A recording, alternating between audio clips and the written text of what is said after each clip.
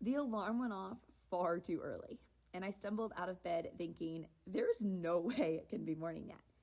My body felt like it had been hit by a train, but somehow I grabbed my sneakers without waking my husband.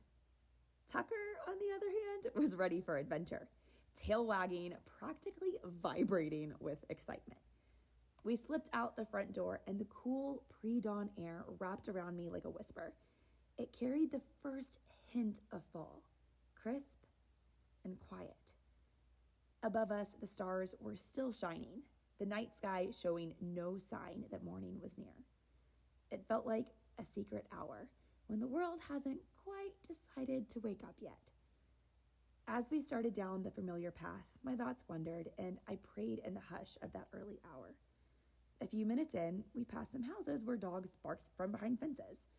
Normally, Tucker is calm and ignores other animals, but not this time. His eyesight isn't great, especially in the dark, and the combination of shadows and sharp noises unsettled him. He became extremely jumpy, and I found myself repeating the same 3 phrases over and over. With me, look at me, leave it. Every time he turned his head toward me, he relaxed for just a moment. Then his attention snapped back to the barking, and every time his eyes left mine, the anxiety returned. That's when it hit me. This is exactly what I do. Life is full of barking dogs, distractions, fears, insecurities, the stuff that sounds louder than it really is, things that pull my attention and make me feel unsettled. And I do the same thing Tucker does.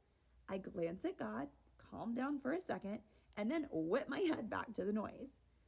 But peace only comes when my eyes stay on him.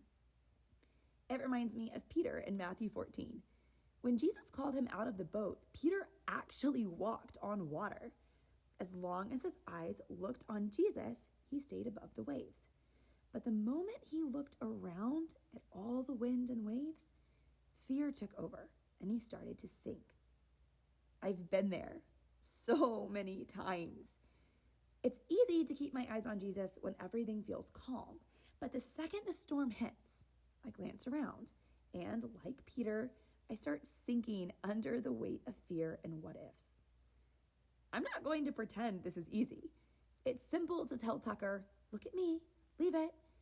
But guiding my own heart the same way, that's much harder.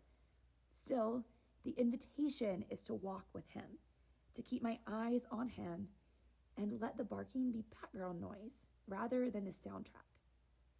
So, if life feels noisy today, maybe this is for you too. Keep turning your gaze toward him over and over.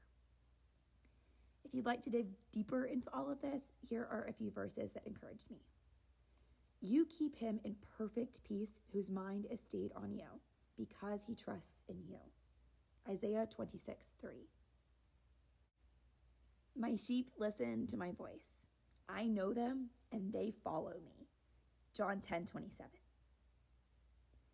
Let us fix our eyes on Jesus, the author and perfecter of our faith. Hebrews 12:2. When he saw the wind, he was afraid, and, beginning to sink, cried out, Lord, save me. Matthew 14:30. What about you? What helps you fix your eyes on God when life feels noisy? That's all for now. Take care, stay curious, and I'll see you next time.